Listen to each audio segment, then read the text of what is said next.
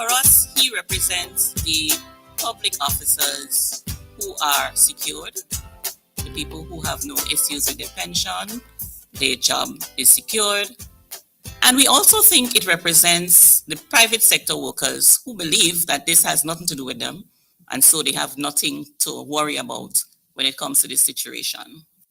When we look at the choppy waters, for us, this choppy waters represents the current situation with some of our public officers in the public service that are experiencing low morale as a result of the disparity with pay, terms and conditions of engagement, and the dysfunctional performance management system that we are experiencing.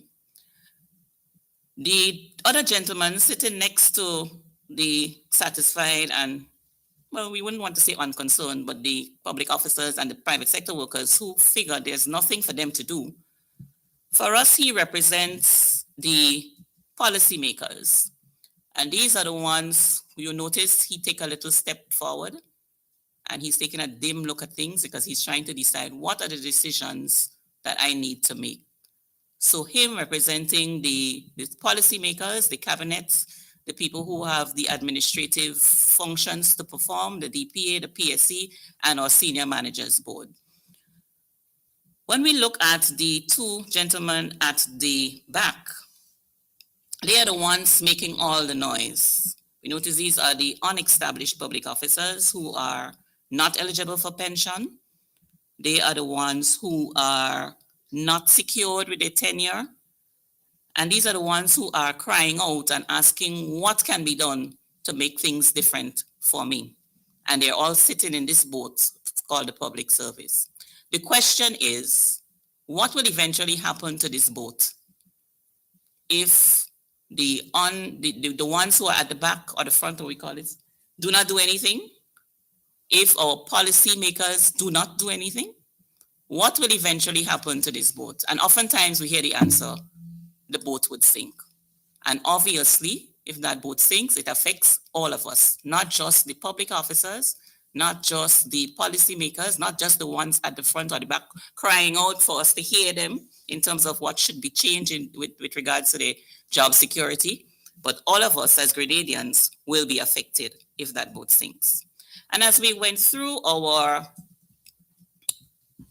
reform initiatives, we've looked at this situation, and of course we would examine what obtained so that we can determine how we move forward. So from our situation analysis, we recognize that we are running a parallel public service where approximately 3,672 employees are not eligible for any form of pension.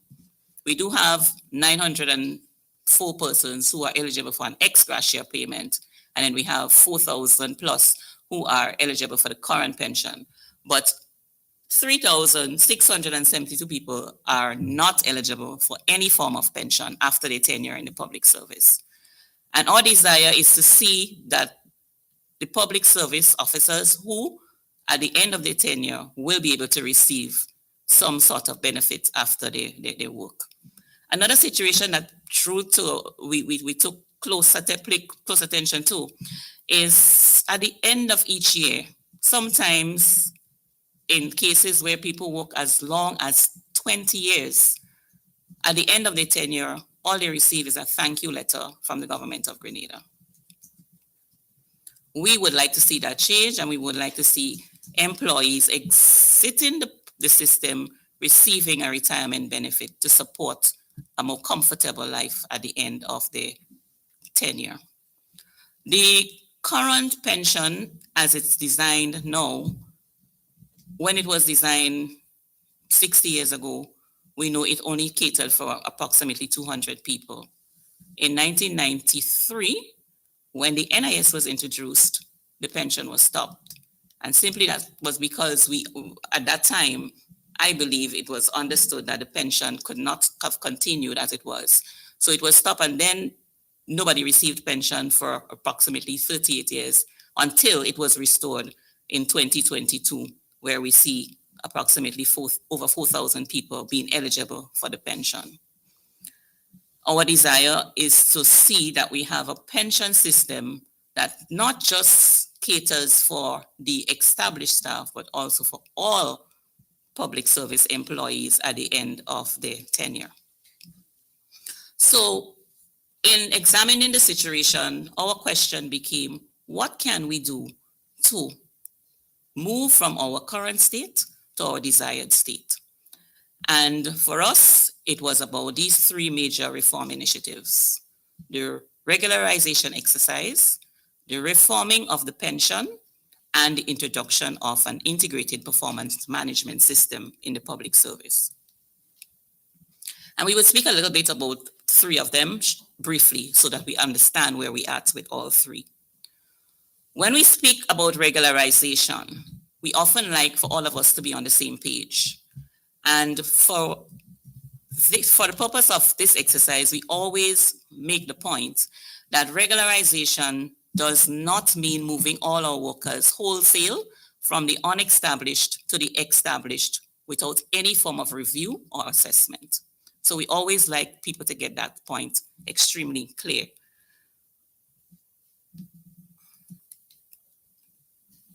Regularization, for us, according to the approved regularization framework, it refers to the process of correcting the anomalies in the terms and conditions of engagement of workers in the public service. And for us to get a better sense as to where we are now, it's important for us to step back a bit. And as we step back, we want to reflect on a few, probably about 10 years or so back, when the economic state in Grenada was at an all-time low. And we saw a decline in all of the major sectors: the construction, the tourism, foreign direct investments, grants, and even revenue. All of it was low. And when we reviewed the assessment that was done at the time, for every dollar that was spent, 70 cents went towards wages and pension, and 30 cents went towards paying debt. What does that leave us? It left us with no money for capital expenditure. And a country who is not expending any monies in capital expenditure, we know there's zero growth. And so the economy is going to be at a standstill. That led us to engage the IMF.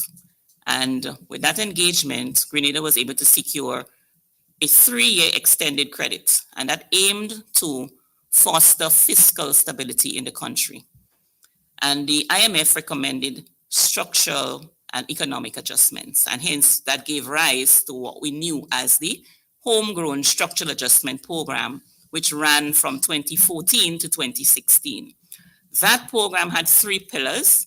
It sought to look at the structural reforms for growth and job creation. It looked at the administrative reforms, and this is where the fiscal stability concerns was addressed. And it also looked at debt restructuring. A critical part of the administrative reforms dealt with wage bill management, and hence we saw the need for the FRL, which put a cap on wage bill at a 9%, and we saw the attrition policy being introduced. The attrition policy guided the implementation of strict attrition measures across the public service, and that is where we experienced the fact that for every 10 exits in the public service, we were only able to fill 7. Sorry, we were only able to fill 3, the opposite way. So for every 10, we were able to fill 3. So it means that we lost 7.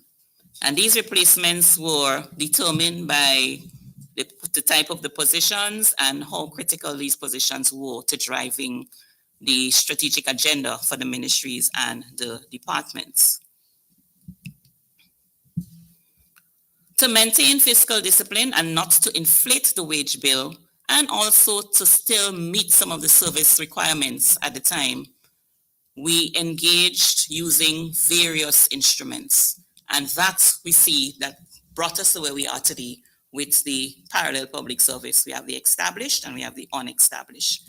And with that resulted in the insecurity of tenure, the pay and vacation inequity, professional immobility, and all those sort of things that negatively affect some of our workers. For us, we thought this must be done systematically, and so we developed a framework, and the approach thought that we should take this thing step by step. And we've explained that the regularization would be done in 3 phases. The first phase only looked at the acting, people are acting, people temporary, people on assignments, and people who are on probation. And yes, we anticipated, our aim was to cover all these category of workers in 2023. And we understand that things don't always go as planned. So of course, in 2023, we weren't able to cover everybody, but the good thing about the framework, the phases are not prerequisite. So phase 1 don't need to finish for phase 2 to start, and phase 2 don't need to finish for phase 3 to start. So we were able to continue with phase 2, even if we weren't completely finished with phase 1.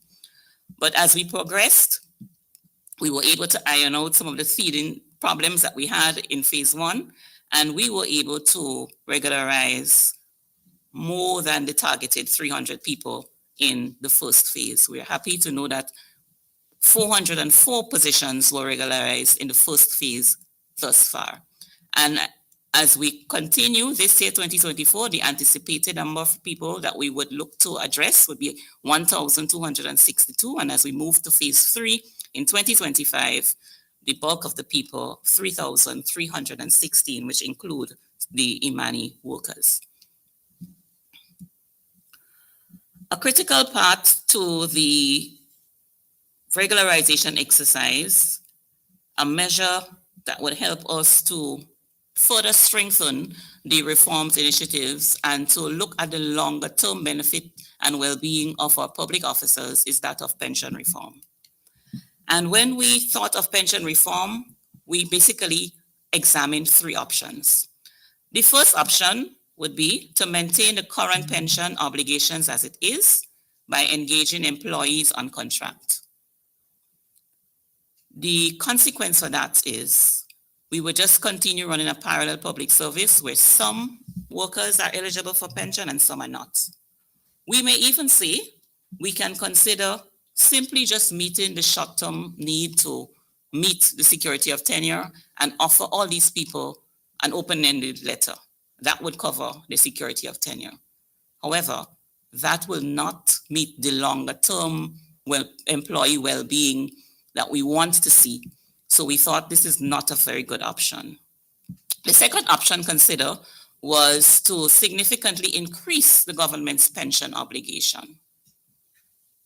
Of course, if we do that, we are only squeezing ourselves further, and we may even get back to where we were, where most of the money was being spent on wages and pensions, and will not allow us to have sufficient funds to spend on investment to support the economic growth for the country. The third option was to reform pension and to seek how we can find that balance between government's obligation for sustainable compensation management and the need for us to meet the well-being of our employees by ensuring that there is some form of benefit at the end of their tenure. Throughout all of this, we maintained there was need for compromise. We have 2 key players: the government, who is concerned about sustainability and affordability and its obligation to sustainable compensation management. And we have our public officers, some of whom are concerned about the years of service. I've been working for 15, 20 years. Now there's a new pension. What happens to my years? And we have some people who are concerned about the age. I'm already 45, 50. You're bringing a new plan now where I have to contribute. How is that going to affect me?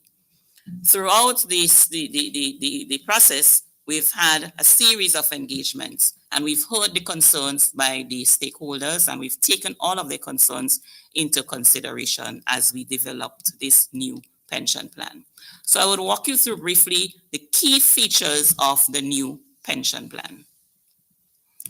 The new pension plan is a defined contribution pension plan. By that I mean, participants, employees are required to contribute a percentage while the government would match the percentage that they're going to be contributing.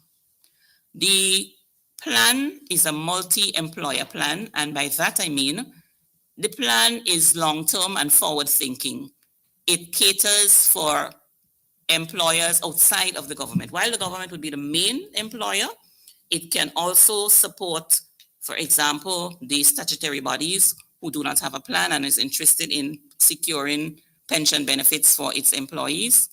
And even further, down the road, if we do have some small businesses who cannot afford to have a pension plan for the employees, we may have some people like the farmers, the fishermen, who also would need to have some sort of security of tenure after they finish working.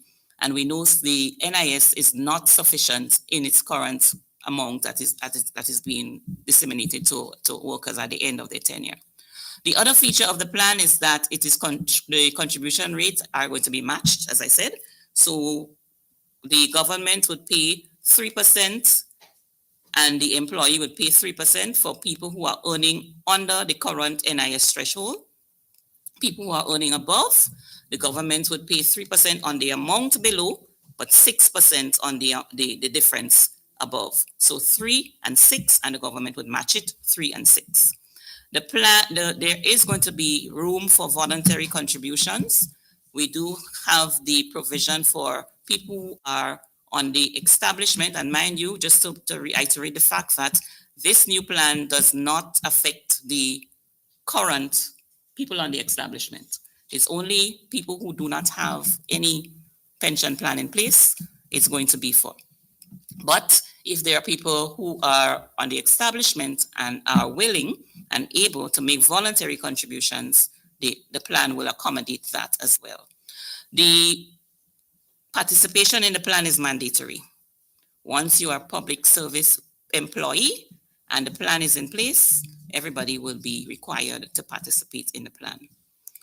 For the statutory bodies, the upfront decision to participate in the plan is voluntary. So for the organization, they can decide whether or not they move from where they are to the plan.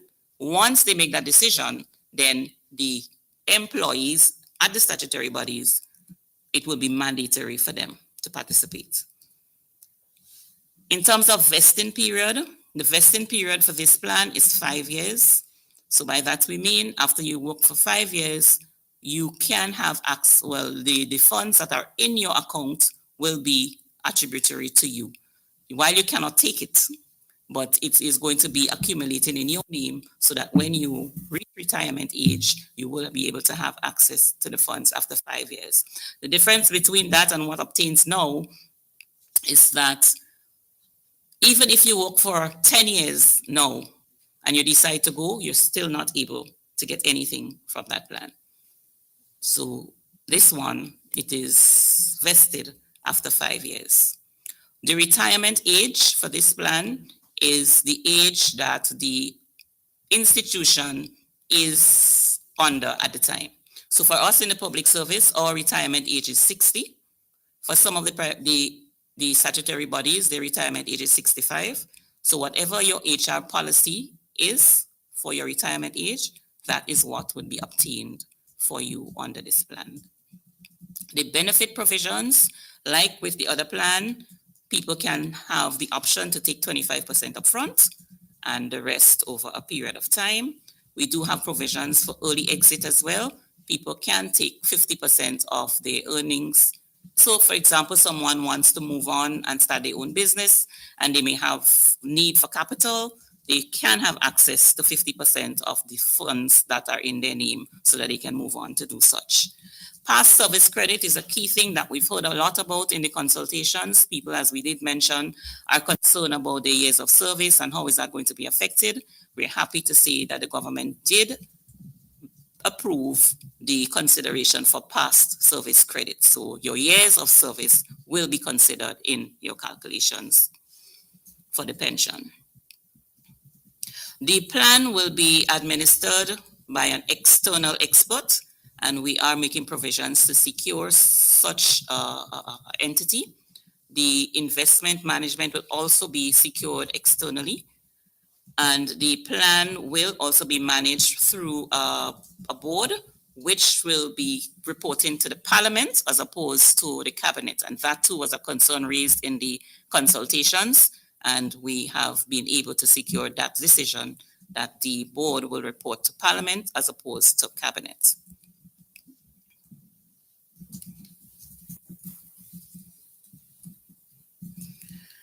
To support all of this initiatives, the regularization and the pension, we understand that there is need for us to manage our performance in the public service. Hence, along with the regularization and the pension reform, we are also working towards the implementation of an integrated performance management system.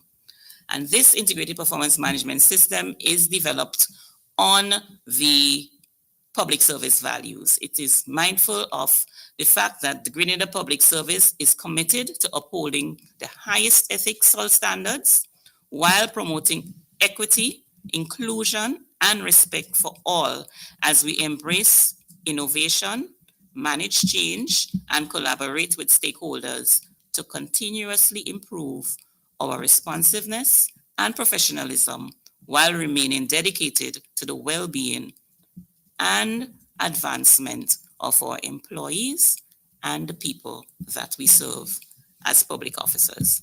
So the purpose of the integrated performance management system is really to help improve the overall effectiveness of the public service by reshaping our culture. And we do know culture is not something that is easy to shape, but we believe with consistency over time, we will be able to see a change in our culture. It is designed to align the government's articulated policies to the individual work plans and also to provide clarity on what employees are expected to achieve and how they are expected to behave. The main features of the the integrated performance management system, it will focus on the key result areas, and those key results areas would cascade all the way from the top down to the bottom. So from the Prime Minister all the way down to our cleaners are going to be subject to the integrated performance management system. The competencies are something we also are going to pay key attention to. The personal development planning, we don't want to leave anybody behind. So anybody who are struggling, who are not meeting their deadlines, who are not meeting their task, are going to be subject to a development plan and the award and recognition program that will form part of the plan. So as I conclude, I just think we need to remind ourselves that even if we are not established public officers, even if we are not even public officers, we are all Grenadians. And at the end of the day, we have a part to play in our nation building, and everything that we do affects not just this generation, but our generations to come. And so we need to all put all hands on deck to support what we do. And as we do so, we want to remind ourselves of the fact that the secret to change is really focus. We want not to be fighting what is old, but we need to work together to build on what is new. Right. Okay. Well, thank you so much, David. That was an explanation of the pension plan, and that was in a press conference yesterday. We want to welcome our listeners again back on Facebook, and those of you on YouTube, and those of you on the internet. And the reason there was a sort of a break in our transmission, that's because we had lost power in our studios, a little bit of a situation that developed, unexpectedly. And so we were off, but we are glad to be back on again. So, Koi. Good afternoon now. We're into the afternoon piece. Well, we're starting over again. Okay. Well, no, I know. Yeah, and but you mentioned that situation. Then I think we should take some time and see how we could understand this here, because it's again is something new. I mean, yes, it has never it hasn't existed before, and I think that has to be a continuous discussion at all levels to understand this.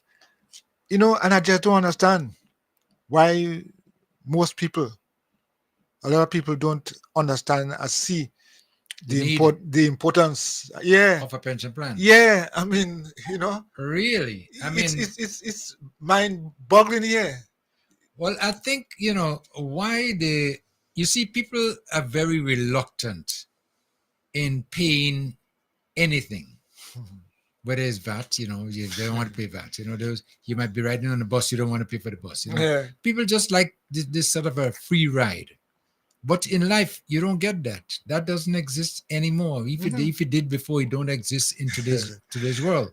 So Uh, you have to make contributions in order to get contributions back, and that's the bottom line. yeah. But with some of the minute you have to pay a little bit of a NIS or some tax or something, you start fussing and fretting. What are you charging me that for? Yeah. Yeah. You're very reluctant, and at the end of the day, it could be to your benefit. Well, most times it is Yes, it to is. your benefit. You know, the you're talking about another thing I've been following and I noticed online and in different pages. People don't like to pay for the healthcare.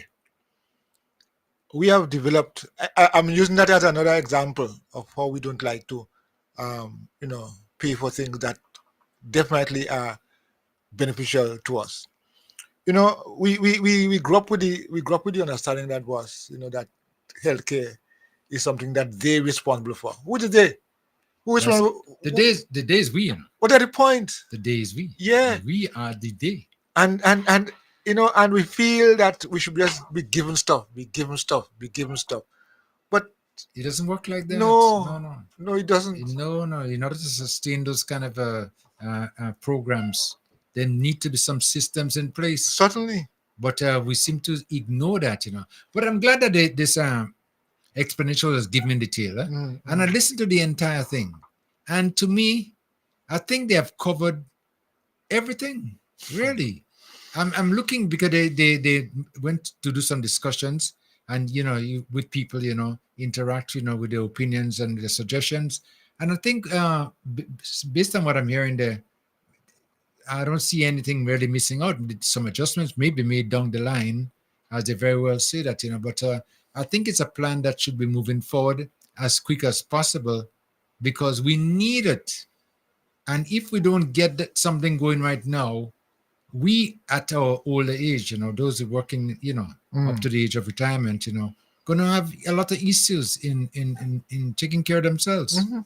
because it's not like you able to save this extra so much money from your regular pay that you could afford down the line to take care of yourself. A lot of people are not privileged to that. Just a living expenses sometimes is like Yeah, day it's to that. day. Yeah, yeah, yeah. Mm-hmm. So having these, as I'm saying, that these things are things that we have to we have to bring it up again and discuss it, different the different aspects of it, point by point, so we could understand and see the value of it. I mean, I don't understand why we don't want One thing to I listened to there, embrace. which I like it a lot, is that after 5 years, based on what has been said there, you have the option, of maybe stepping out if you so desire to go into like a private investment business or something of the nature. You have that option, and before that, in most pension plans, you exit before the time you're able to retire. Zero. You don't get anything.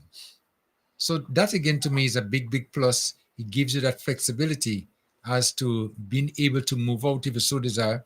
And then you're not going to be moving out without anything. You're going to be moving out with something. And according to what they're saying to that, in some instances, if you need to get that money, maybe to start your business, if you're going to start a business or whatever the case might be, you'll be able to get something out of it. 50%. 50%. Yeah. I mean, you know, it is more it is baffling why we don't understand and why we can't see the value of these things. Um, but I guess time will tell because as we're seeing every day, things that we are throwing aside and things that we don't appreciate, they're coming back to show us that, hey, listen, I'm important. I'm important.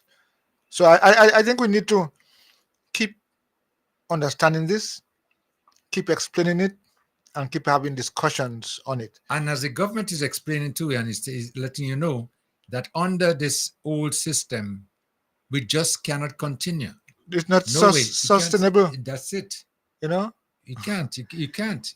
You're going to end up bankrupt. The government is not going to be able to pay salaries and take care of regular expenses or nothing of the nature. I mean, and everybody's going to end up mhm. in the same shoe. You know, and what is interesting, you know, it's not a case where government have they have a statue of money they waiting that's for retirees or for pension. I mean, to pay pension.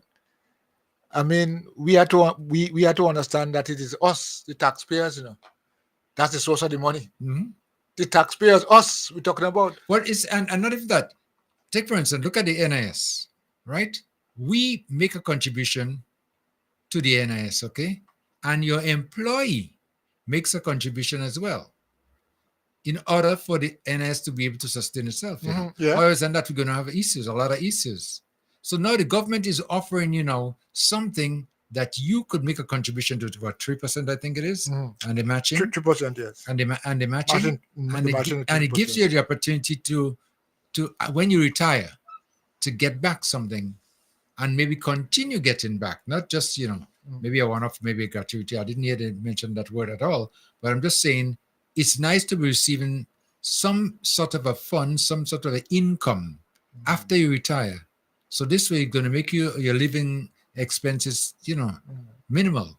Yeah. But this is something that people sometimes kind of, and statutory bodies could be involved in that as well too. And you know what I like about it? If the private sector wants to get into it for his employees, they have the option of doing so. Yeah. You know, like everything else I'm seeing, when I look back at stuff, and I've seen almost everything that we end up seeing the value and importance of, our first reaction is always to resist it. A lot of times we resist things when we should have been embracing it and trying to understand all of it. But I mean, it is to our own detriment, I think, if we continue to resist things as that. I mean, without trying to understand what it is and how we can and how we can, as beneficiaries of those activities. So I mean, it's And I've been looking at some figures, and mind-boggling. I'm looking at over 4,000 people are currently on the old system, right? And when the system was put into action back in 19, whatever it was, I forget the year right now. They were only catering for just about 200. 200. 200 people. Yeah. And now you have 58. It wasn't that law wasn't 1958. Yes. Right. Okay. And now you have about 4,000 of those people receiving pensions, and the government just can't go past that. So now that's why the need for pension reform is vital. Is so important for us to, you know, be considering. And I think, you know, based on the work they have done, I don't think that much more is to be done than to get it, you know, people to understand and go right ahead. Because there's another I'm looking at some numbers, you know, and they have another 3,672 persons are not eligible for pension. And some of them might have worked 15 years already. Some might have worked 20 years already. And imagine that you're just going to just lose all that just like that. So you need to get serious at this time. Otherwise than that, you know, we're going to end up with a lot of problems. And the next thing is, as it pertains to that, before I go that, there were some questions asked to the Prime Minister about pension, and he gave some answers. And I think I have some of the answers here. I'm not sure if the questions were in the clip, but let me just play a couple of them and listen to this. The government hasn't found itself in this situation because of the Pension Disqualification Act. The government has found itself in this situation because, as provided by the context, the past governments found themselves in a situation where 70% of each dollar collected by the government was being spent on wages, salaries, pensions, and other employee-type benefits, the other 30% on debt. Past administrations, and in particular the new national administration, took the position, in addition to having to deal with the structural adjustment program, to employ people without giving them pensions. You don't know, it's to employ them and not put them on quote unquote the establishment, simply because they would not be able to meet the requirements and the conditions set out by the IMF, etc. So hence they had to do a number of things. Attrition policy, hire people under all kinds of schemes, not giving them instruments, contract for service, contract of service, etc. And so yes, we are now in a position where you have thousands of persons who do not get any pensions. That's the reality.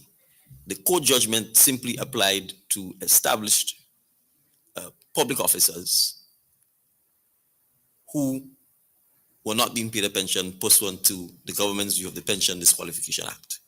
This pension does not apply to them because currently the law for established public servants guarantees the pension pursuant to the various pension acts, whether it's police, prisons, etc. As part of the pension reform, and to ensure sustainability and to ensure that we do not find ourselves in a position that we've been in again because of the actual size of the public service, which when you add the 4,000 plus the 3,000, it's almost 8,000 or 9,000 persons. Going forward, if a new person is hired in the public service, when this pension act comes into being, it is this pension act that will apply to them. That is the only way in which we will be able to sustain a pension scheme and to be able to manage prudently the government's ability to sustain wages, salaries, and other benefits for employees. So to answer your question, yes, once this pension act comes into effect, new hires under the public service for pension purposes will be for this particular pension scheme. All right, that answers the question there. And you Yeah. realize that you went into detail to explain exactly what it's all about here. Yeah. But this is something that we sometimes don't look into. Now, earlier on, listen to this guy. I mentioned about people's reluctance in paying, like pension, whenever you have to pay all this, you're just very reluctant. And I must confess, I was one of them. I was one of them. You didn't want to pay? I no. I used to always see it. Well, as a matter of fact, back in the US, Yes, that's where I worked most of my okay. years.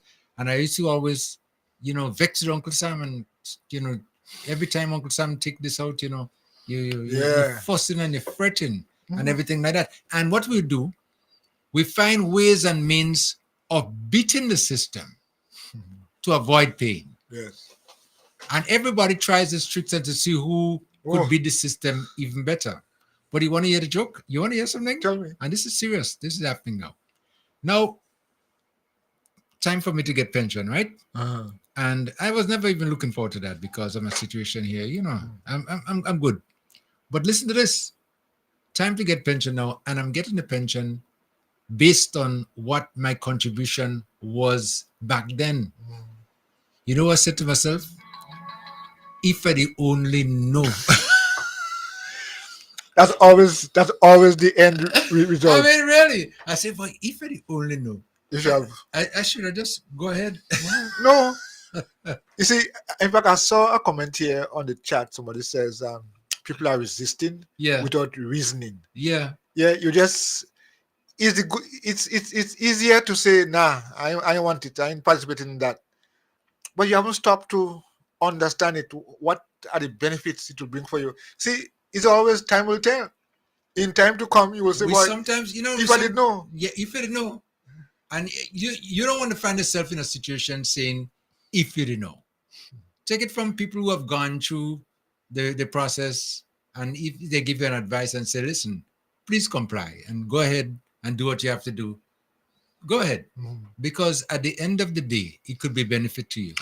No, it could be, it is always beneficial to you. I mean, in some way or the other. It's not money that you are or investment that you are losing. You're putting it in there and say, well, boss, I know what will be the outcome. You are investing in yourself, in you. But the reluctance is what I'm talking about. And again, you would get statements like that. People saying, me, I ain't gonna live to see the pension. So why bother? Yeah. I think it's good that we can have this kind of reasoning and understanding and help people to cross this bridge, because for too long I think we've just been doing things in a kind of way. And even sometimes, just in regular insurance, insurance in your lives, right? Yeah, And stuff like that, yeah, people are reluctant to insure themselves, yeah. and saying, because what good is it after that, yeah, Who did to only around to to get the benefit money, from it, you know? and they sometimes don't think about the generation. They don't think about who are they leaving behind to get the benefits of what they invested in. They don't look at that, Yeah. This is something very, very You serious. know, I think, Kim, let me use that example. For Yeah. example, we just a few days over 3 months from Hurricane Beryl, and as the assessment begins to come in and you begin to understand stuff, um, could you imagine only 20% of homeowners on this island had insurance? And I'm sure you could have heard the discussion and say, "Oh, me, I ain't trust them insurance people. Oh, I ain't doing this. I ain't doing that. And all they want is to take me money." No, no. You see how valuable Yeah. it is? And the next thing about it, hold on, let me say this much to you, that the figures that I was told too, in that the 20% of the people that were insured, at least another 80% of that 20% was underinsured, just to avoid pain. Pain.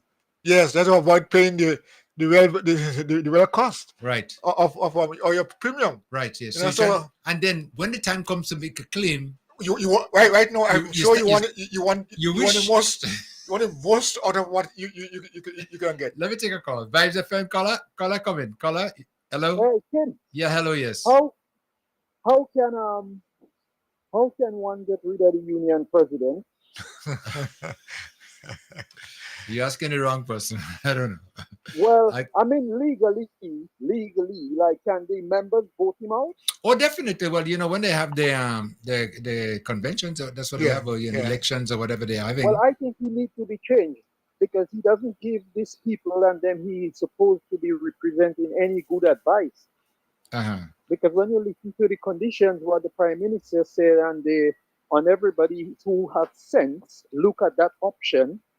It's just something everyone should just take and run with it. I think it's a great idea. I mean, really, to see this level of work that they put into it and to come to this conclusion, it is so important, because in the outer world, you have all those existence, you have all those pensions and whatever. Well, that's what we have in London here. Yeah, okay.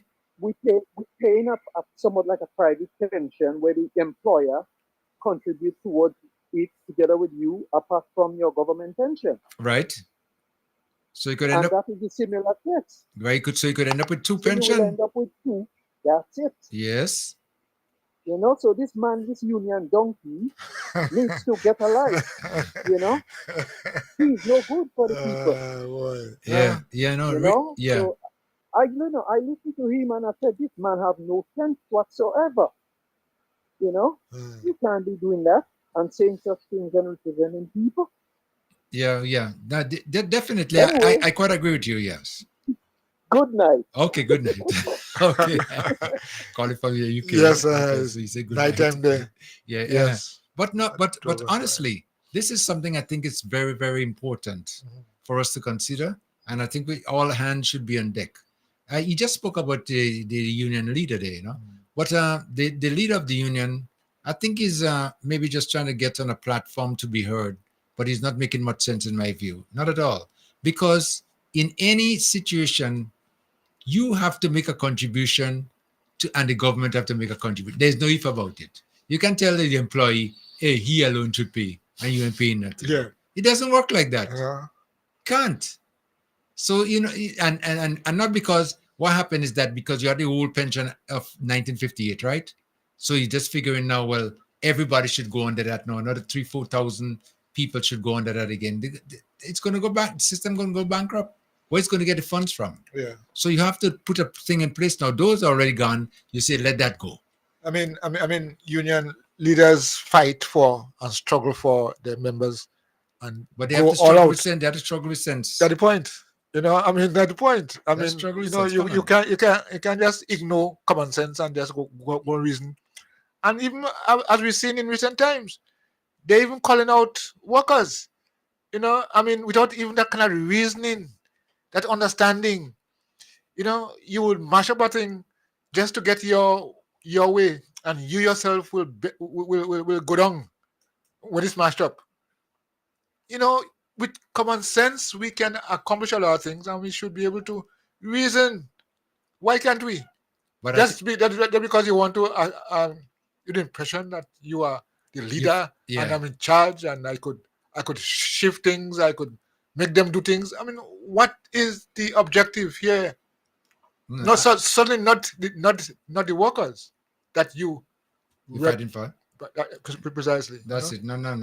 I believe sometimes people just want to get some publicity by making ridiculous statements and things like that. So I think that is it. Okay, still in pension there. The Prime Minister again made another comment. Listen to this. We have to deal with the reality. This pension plan is going to be applicable to 3,000 plus persons who do not have a pension. You hear that? 3,000 plus who do not have a pension. Yes. So the 4,000 that's on there now, they wouldn't be touched. No, they're in a different situation. They're already on the old system. Yeah. But the new one now is going to take into consideration there's 3,000 plus people who have no pension. So if they leave the service now, whether it's on retirement age or whether they've worked for 10 or 15 years, they get nothing. You heard it again. This is what we're saying there.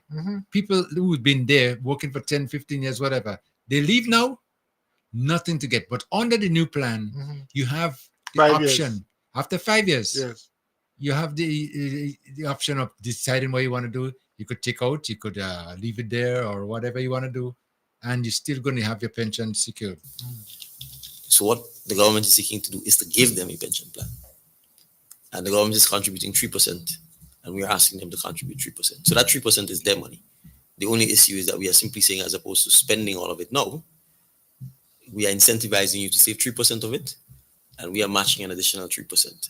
And to be clear, for all of the years that you've been working that you do not currently have a pension plan for, so that if you were leaving tomorrow, you will get nothing when you walk out, we are actually paying a past service contribution on the commencement of the pension plan.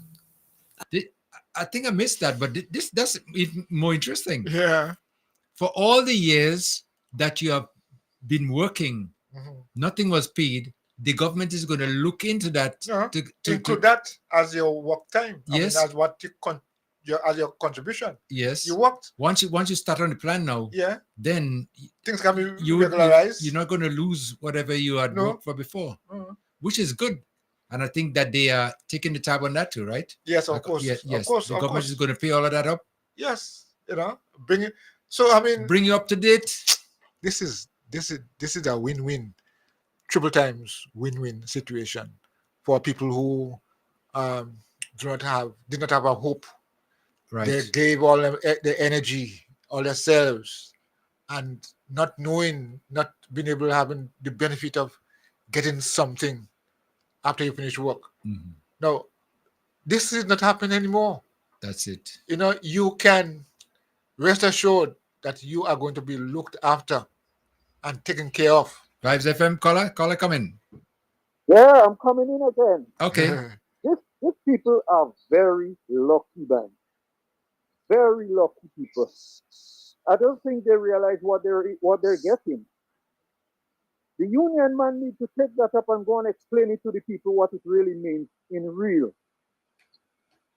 Yeah. Sure. Sure. I quite agree with you. you. So yeah, he needs to do that. He needs to get a life and really go and put some sense into the people's head. Or they should put some sense in his head. Some sense in have to take place. Come back. Because I can't believe a man could be so stupid. Yeah. Yeah. No. I really can't believe someone could be so stupid who claim to have sense. This is one of the best things I've heard, especially the interest of the government in its people.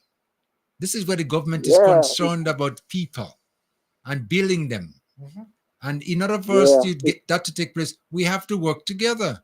It's not a one-side deal. That's it. Boy, they just the government. They need to. Those are the questions they need to ask the previous prime minister and the government what they was doing. Yeah.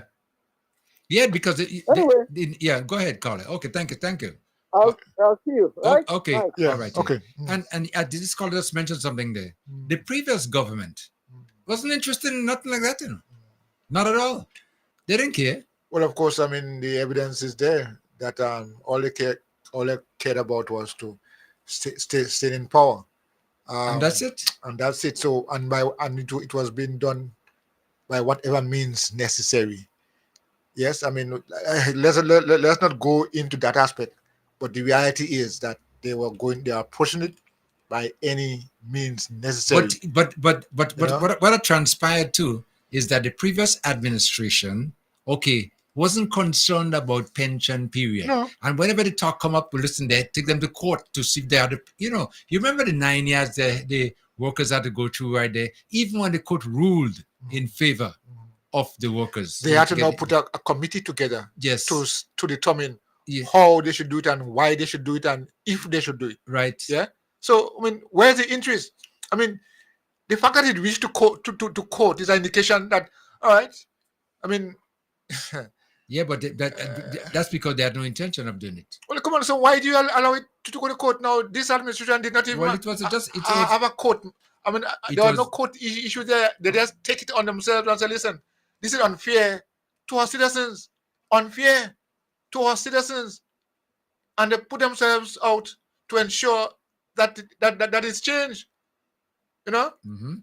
I mean, I recall the Prime Minister Dick Mitchell saying, "This in the history of this country, this is the largest payout from government to citizens in the history of this 75 country. million, 75 million. Yes. Yes. Yeah. The largest payout." But even the proposal of the previous administration, when they were really, really backed up against the wall, and listen, it became an issue now where they had to make some statements and saying that they were going to pay pension to those who retire in 2022. Okay. Yes. Yes, and forget about the 8, 10, 12 years before that. They ain't worry about that. Yeah. And the 2023, they're going to deal with it too. Yeah. And then they're going to look at a phased approach, if I Yes. remember the word right, of dealing with the others, with the other years and the people. And the ones that were retired long ago are in more need of the pension maybe than those who's be going on pension soon. Because why? They haven't been working. There's been no income for umpteen number of years while they've been sitting out.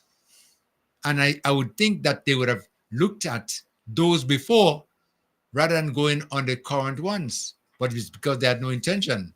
And that's the bottom line. Let's listen to a little bit more of the explanation. As in, we are going to fund a certain percentage to recognize the fact that you've already worked for whatever period of time with no payments going towards your pension. So I want to emphasize this. This is gain, because currently you have nothing.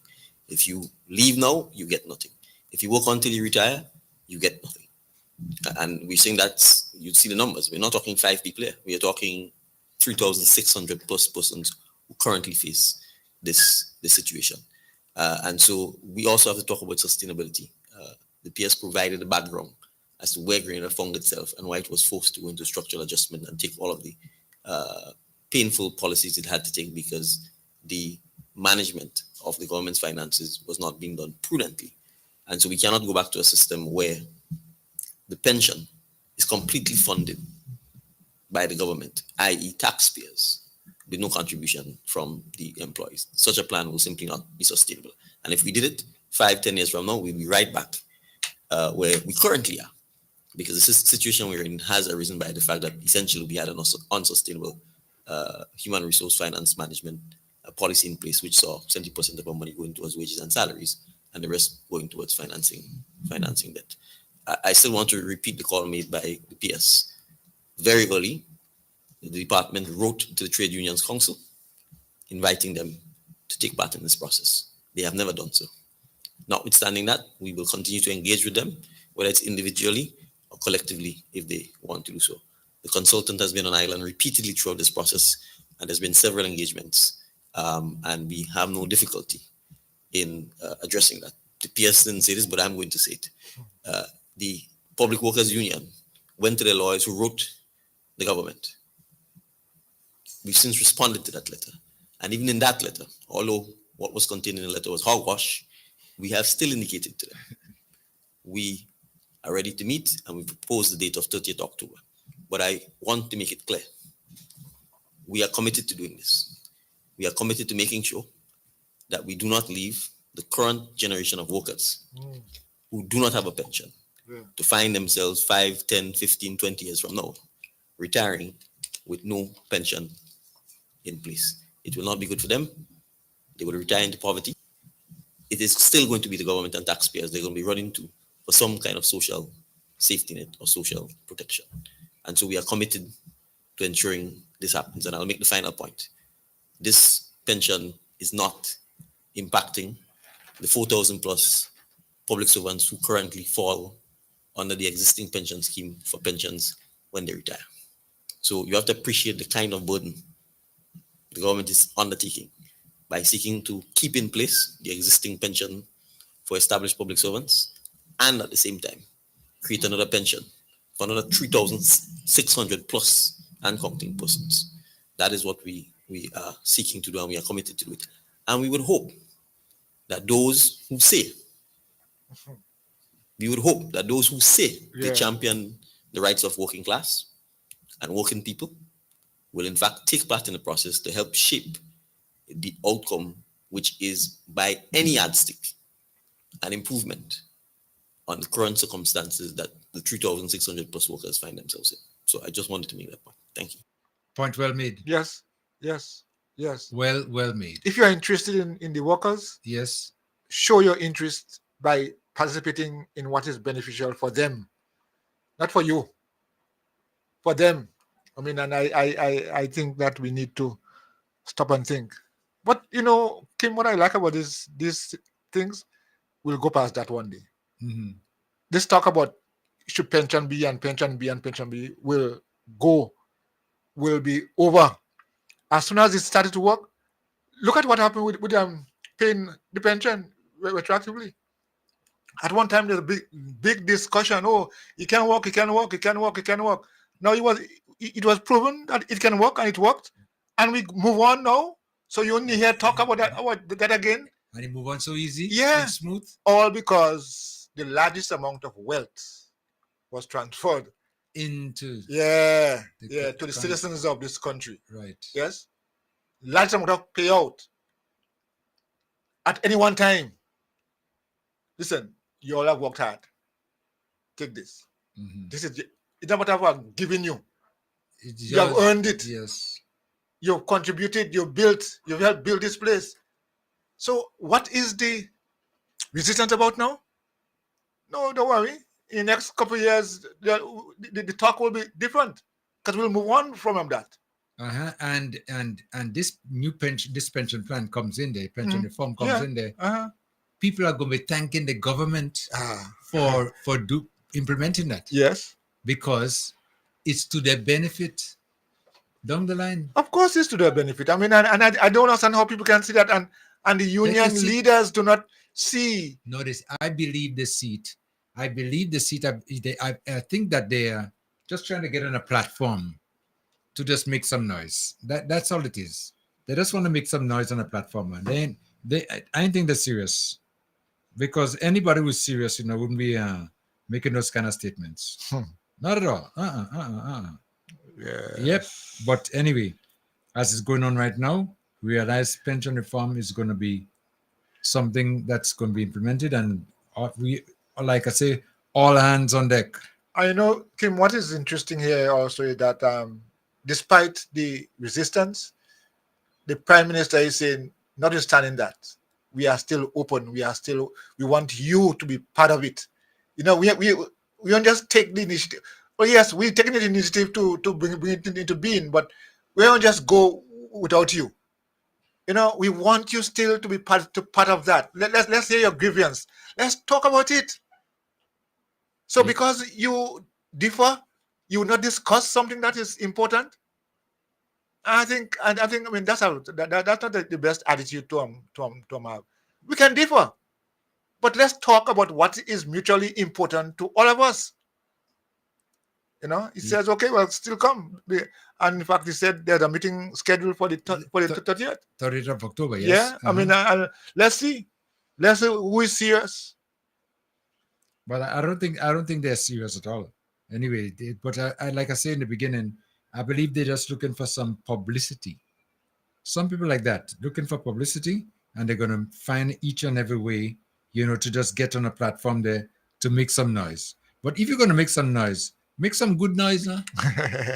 You have good noise and bad noise. Yes, I know. Make some good noise, but they're making no good noise. Yeah. I noticed that we're having a couple of calls. If you want to reach us, you can call us on 403 0101 403 0101. Okay. And we have another problem with the 458 line. So the line that we have 1914, yes. Yeah. But the 403 0101, that's the call you can this number you can call if you want to participate in the program, make some comments. Feel free to do so. That line is now open to you, the general public. Okay, let's continue. Pension reform and what the Prime Minister was saying as he explained, in the press conference after it was announced by the PS and the questions were asked. He was answering questions. Listen to this. The government hasn't found itself in this situation because of the Pension Disqualification Act. The government has found itself in this situation because, as provided by the context, the past governments found themselves in a situation where 70% of each dollar collected by the government was being spent on wages, salaries, pensions, and other employee-type benefits. The other 30% on debt. Okay, let me just pause there and just try to take a call really quick. Vibes FM, caller? Good afternoon. Yes, good afternoon, yes. Yes, go ahead. Yes, go ahead. Yeah, I'm speaking about the same guy. I'd say the same union leader. Yeah. Some know him. He's somebody that don't have sex. Uh-huh. And for trying to say something like this on a public radio, not only radio, because look at the man from London, you can hear what he said. And you're not weighing the balance in it. I know a lot of private sector right in Grenada here today that do the same thing when the government talk about it. That they pay 3% as a pension plan for them. Yes. Uh-huh. From the company. Right. Uh-huh. And the company pay the rest, yeah. Something thousand. Right. So I mean, looking at this big, and you trying to say something about it, then you don't know much, and he's in a public figure. He's supposed to know what. Yep. He just destroying the other people who haven't got enough sense to understand and to listen to what the Prime Minister say, and even the permanent secretary who makes that bill. Yes. And the Prime Minister can finish it off so nice and easy and make it so clear for the people who wasn't going home with not to go home with a lot of money in the pocket. I don't understand what's their problem. So these are things that a country can make apologize to the union. Yeah. And straighten these problems that because different between the people is. Right. And a lot of them want to listen to the Prime Minister's speech because probably what they haven't got the radio to hear what you're saying. Right. So he's supposed to come and clear the air now. Ask him to come and clear the air. I agree with you. Yeah. Okay. All right. Okay, caller. Thank you for your contribution there. And 403-0101. 403-0101. If you want to call and make a contribution, you can do so. The lines are open. We only have one line really working right now. We're having a serious problem with the second line. So we're asking you if you're trying to reach us on 403-0101. 403-0101. Let me take another call before we go further. Yes. Vibes FM, caller, your life. Caller, come in. Good afternoon. Yes, good afternoon. Good afternoon. Pleasant, happy Credit Union Day to all the credit unions that are all over as we celebrate our special day. And I also want to salute my real hero for the upcoming events that of the Honorable Prime Minister Dick Mitchell take about. Thank you for rescuing us under the previous regime. You've been doing a wonderful job. Thus, eternally grateful. Sometimes in the opposition, people talk about the anti against the health, in the health. And we taken aback and they behaving like that of, crippler. We don't have a good health system. If you have to travel, pay thousands of dollars to go away, even to get a visa, and sometimes you don't get it. And that money could stay here and help to build our economy, and you can get this right here and be surrounded by your loved ones. What about this to be again? Aren't we listening to ourselves? So many of our people have to travel from this, and that could be done right here if we have a good service. We ought to do better, and we ought to think about transformation, taking this country forward. Have a great day. I thank you. Okay, thank you so much Yes, for your thank you. contribution. And 403 again. Let me give the number out if you want to reach us. 403-0101. 403-0101. You can call us and interact with us as well. Okay, but this caller just mentioned something before we go back to pension and spoke about health. And this is something that is being looked at as well too. Yes. They're looking at that very serious. And the teaching hospital and everything like that. And now it's based on what he was saying, it's in progress, They have a lot of work, a lot of groundwork has to be done first before you put those things in motion. That's another big issue. We'll take another call. Vibes FM caller, come in. Caller? Yes, good afternoon, sir. Yes, good afternoon. Good afternoon. We missing one person. Yes, we are. Where's Solio? Solio is he's not in studio right now. I hope he's all right. He's okay. I hope he's all right. He's fine. All he's right. fine. Okay, good. Good. All right. What I want to say is you're talking about the union leader. The man to me is more like a ventriloquist. He's just repeating ventriloquist. A ventriloquist. Okay. Yes. His puppet master is speaking through him. So you just have to regurgitate it. You have to parrot.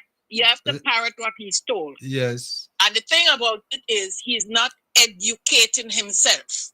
I doubt whether or not they listened to that press conference yesterday.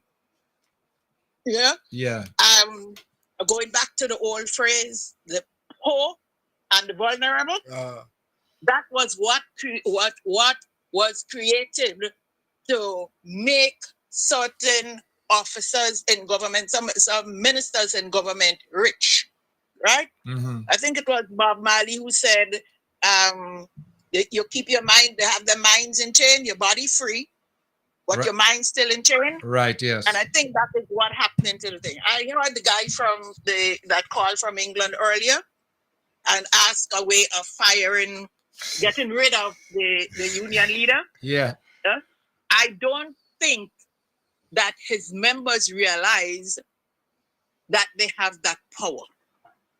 Because most of them, and I want to use a local Grenadian word, a word we used to use when we used to go to school, they're dunce. Mm-hmm. Don't see. Yeah. They're not thinking for themselves. That is the big problem. And on another note, let me just give some credit to, quote unquote, the Right Honorable Dr. Keith Claudius Mitchell. I want to give him some credit. Okay. Yeah? In that he succeeded in holding the NNP hostage. Right? You could give him that. You could give him that. Mm-hmm. What people don't know, what a lot of us didn't know, and I'm just beginning to hear it like talking to people, is that he stole that party from under Mr. Blaze. Yeah. Daddy Blaze, yes. Right. And now the same thing is happening to him What he gives is what he's getting. Uh-huh. Peter is trying to do the same thing that he did to Blaze. Peter is now trying to do to him. Right. And he have a dead grip. The Right Honorable Keith Claudius Mitchell has a death grip on the poor and the vulnerable people that he created. Mm-hmm. Yeah, you understand what I'm saying? Right. Yes, I got you. So education. And when I say education, I mean, like my father does tell me, book learning. Book sense. I mean book learning. You know, where you have how much CXC and you have your BSA and your Right. whatever. I'm talking about the people who grow up in the school of hard knocks. That's what I'm talking about. You learn from your experiences in life. Right? Yeah. So some people, because they went to college, they think they know it all. Right? And that does not work. That does not always work. Next thing he always talk about, my father does, is educated fools. And for the life of me, I couldn't understand what he meant by an educated fool. And all he tried to explain it to me, I couldn't get it, I guess, because I had a little more education than he had. Mm-hmm. Okay. You know? Yeah. Couldn't understand what he mean until I start listening to people like the union leader. Okay. And Jenny. And Jenny. Jenny and them kind of people. Mathematics. Yes. Oh, don't go there. Okay. Don't go there. I ain't going there. Yes. The next thing I want to say, I listened to the joint sitting of Parliament, was it yesterday, day before, whatever day it was? Yeah. Tuesday? Monday. Yeah. I'm wondering if it might be a good idea to give people the flowers when they could smell it. All the thing, and I see my boy cry and all. Yeah, well, I mean, it's a good thing that shows his emotion. Yeah. Yeah. I'm not saying no, but we have to look in the context in which the tears came. What did he do? I don't know if you listened to it, or maybe I listened to it with one ear open and one eye shut. Uh-huh. But for me, he used the occasion to throw words at people in Parliament. Yeah, it's always that. He's famous on that. Listen carefully to what he said. This is an occasion to help the people that are grieving, the man's wife, his children, his grandchildren, close friends, relatives, and family members, you know, to kind of encourage them, help them bear the pain. Mm-hmm. You know, right. Talk about all when we just come in party, and that was to me unnecessary. Yeah. You know? Yeah. I want to suggest to the powers that be right now that they think of honoring people who made valuable contributions while they are still alive, still breathing, still could hear. Because what usually happens, a lot of us just get up there and lie on dead people. Yep. Because we know very well that they can't hear what we're saying. Mm-hmm. You know? Yeah, so that's true. The man was a white beater. You know? Mm-hmm. And that kind of thing. He was a cruel man, but you're going to get up there and say he was such a nice man. Yes. Yep. You understand what I'm saying? Mm-hmm. And a concern I have with the thing with the teachers. The thing with the teachers now. Yeah. I listened to the Minister of Education. And to tell you the truth, I don't think he did a good job in explaining what happened. It's one or two things. It's either he was given wrong information and he didn't take the time to investigate, or he was afraid to talk the truth. You know? Yeah. And again, many people are calling for an investigation, an internal investigation into big shots in those ministries. You notice the two ministries that given the most trouble. Can you tell me the two ministries that given the most trouble? I can't single them out now. Education and health. Okay. Those are the two ministries that given the most trouble. So they need to take an inner look. I know people were transferred from ministry to ministry to ministry during the NNP reign, because they know that these people wasn't supporters of theirs. Not that you weren't doing a good job, but because you weren't supporting them, right? And I'll give you one instance. That, well, I know more than one, but I'll give you a particular instance that I personally know of. Uncle Tilly's wife was one of those people who was taken from her position and put in an office with one chair and one table and nothing to do. Check her on that if you think I'm right. Okay. Yeah. Right? Yeah. So the ministers need to take a good look on the internal workings of the government. A lot of us don't know, and I'm beginning to do a lot of research now. A lot of us don't know. The minister has the title as minister heading a particular ministry, but most of the work is done by the PS and the supporting staff. Oh, yeah, definitely. We know that, yeah. And if you have a PS that is in there for political reasons, he could always put a wench in the engine, yeah, without even the ministers knowing, you know.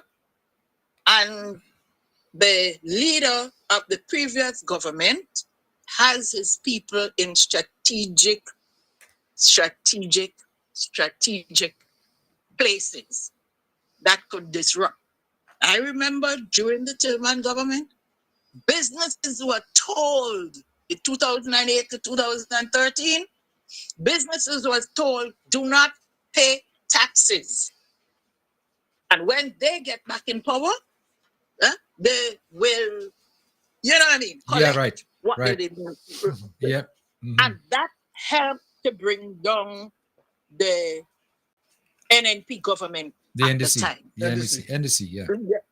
NDC, sorry, Yeah. NNP. NDC. Yes. And it seems as though he's at his same tricks now. Yes. I will continue to say to the government is working. The party has to get with it. I don't care what people say. Campaigning has to be a 24/7 job.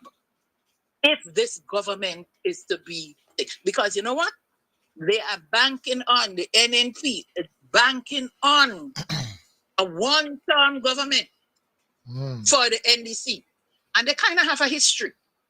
You know what I mean? Yeah. So they have to be careful. Do some internal investigation. There are wolves in sheep's clothing in certain ministries. Every time, you notice, every time education take one step forward, they take 3 steps, they get pushed back 3 steps, and you cannot succeed. The NNP is looking to take those 2 seats in St. Patrick's. They're looking to take those 2 seats, right? They were trying for the one in Caracou, but with every disaster, every bad thing that happened, a good thing behind. Beryl, I mean, I'm not saying that Beryl was a good thing, but Caracouans' eyes are beginning to open now with the progress that is being made in the reconstruction and the rebuilding and the rest of the thing that is happening in Caracou. But they decide if they get at least 2 seats, and they'll have to be careful. Right? I'm calling names. He has to be careful. While we understand his portfolio as foreign affairs, which take him out of the country a lot of the times, he needs to make a connection with the people in his constituents. Not only him, quite a few of them have to be on the ground. On the ground. I walk about and I listen to people. You know, sometimes I play stupid and I ask certain questions. Yeah. And that is how you get information. I sit down on the bus, a program might be going on, I pick up on something and I talk to the person next to me. I don't have to know the person all the time. You know? Right. So that is how you have to get. And they have to have operators in each constituents. Each constituent. We could tell them, well, Mr. Minister, you need to pay a visit in Dabo. The people in Dabo complaining, they ain't hearing you, they ain't seeing you. I mean, run up there evening after work now. You know what I mean? The people in Willis, you know, the people in Montu. You have to be on the ground. That is how you're going to know and how you're going to keep check of what is going on. A word to the wise is enough. The old saying says, to be forewarned is to be forearmed. There are certain ministers, they don't have to worry. You know, election time come, their seats are sure. But there are others that people are talking about. The next thing I find is that there are a lot of people, the green ones, who pretending to be yellow ones, you know, and getting the benefits of what this government has to offer. They know how to cloak themselves in yellow to get what they want, because that is what they were cultured to do. Yep. And the people, the real supporters, they don't complain much. Now and again, a few of them will grumble. Oh, we support them. And you know what has been my experience? What is my experience really and truly now that I'm paying a lot more attention? The people who complain the most, they don't get in this, I don't get in that. And I support them. You know how much hot sun I think, and how much thing I think? These are NNP people. Mm-hmm. You have to know your constituents. And the only way you will know your people in your constituents is being among them. Politics is a full-time job. Yes, you have your official duties, but you have to make time for your people. And this is how you're going to sway people in your direction. When they are accustomed, that's us Grenadians. We like to see we ministers and things, and you call out to them, they come and they shake your hand. In these days with cell phone, they want a picture with you. That is one good test. When they go wrong, you could tell who don't want to take picture with you. You know where their minds are, where their vote's going. Okay. You understand what I'm saying? Okay. You have to be smart and you have to be strategic. The party has to wake up. The government is in pretty good shape, and I'll continue to say that. The party has to wake up. All right? Okay.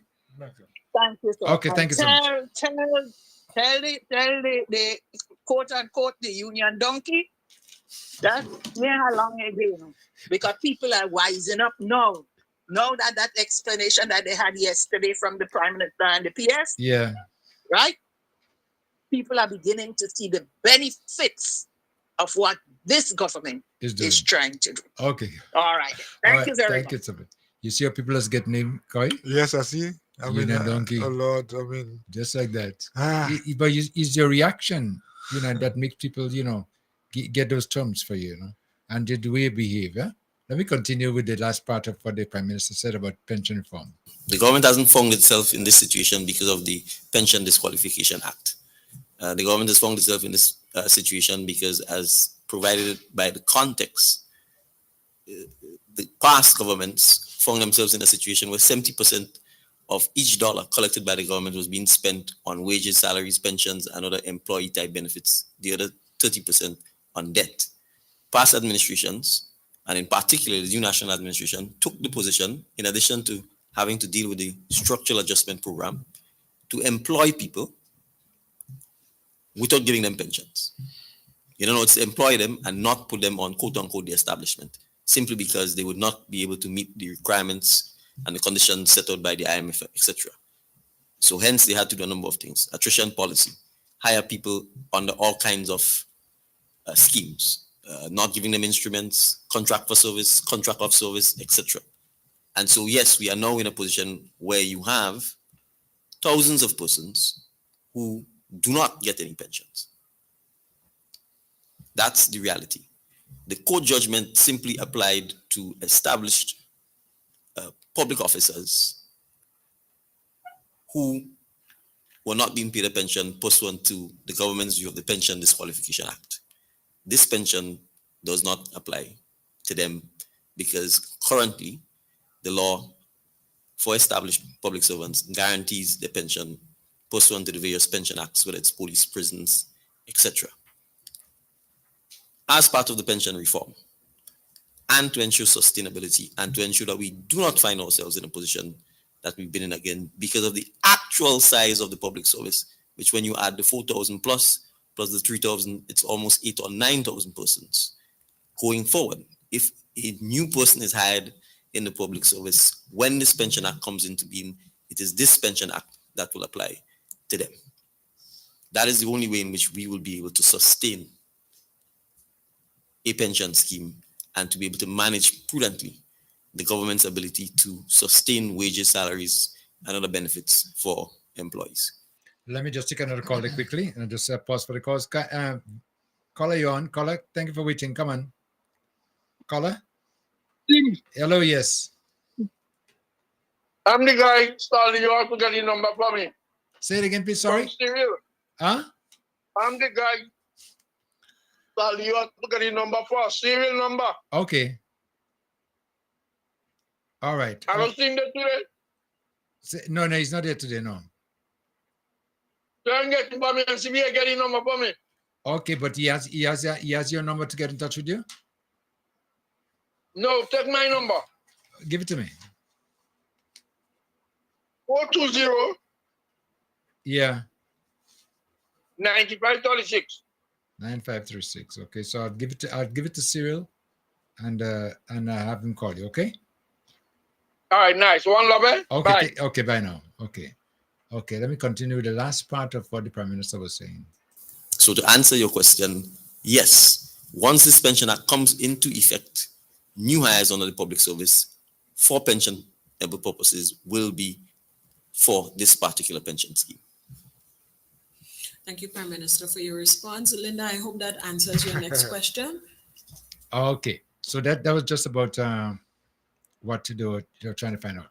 So right now, basically concluding, you realize that pension reform is on the table and it needs to be considered and enacted as soon as possible, so we could get anyone regularized, whoever is going to be on there, make sure that they have something to get at the end when they retire, just like that. Can't go wrong. You know what I find interesting, listening to the briefing yesterday, you also mentioned, Kim, that they won't just do all this work and put things in place so that people can, but they're taking it to Parliament, Oh, yes. They want to make it something that anybody, let's say anybody else come there, could just change it. It's not a policy now. It could be a part of the laws. Right. Yeah. Yeah. So yeah, I mean, and that's protecting the citizens. Yeah, I mean, this is amazing, and I think we need to just stop and think about what sometimes the thing that we think we want, we really don't want it, and if we get it, it might not be of use for us. Mm-hmm. So I think this is a situation where we, all of us, all the persons who understand the value of this, keep talking about it, because it has to be a household conversation, because it involves families. It involves your life after you would have finished the working part, the employment part. Yeah. So we need to keep the conversation on, and that we aren't saying that we'll understand everything at one time, but the more we discuss it, the more we talk about it, the more we understand it, and of course we can share it with others. Okay. All right. Don't forget the telephone number. Sorry. 403-0101. 403-0101. Okay. Next topic. I was listening to what Beyond the Headlines. Was it Monday night? Yeah, I think it was Monday night. Yeah, Beyond the Headlines. Yeah, with Diablo and Colin Down. And listen to it. Diablo is in a situation where he's run out of ideas. I believe he's scared of speaking or answering questions because half of the time he knows what the questions going to be and what they're going to lead to. And in my view, when he was answering questions from Colin Dowder, he was just talking.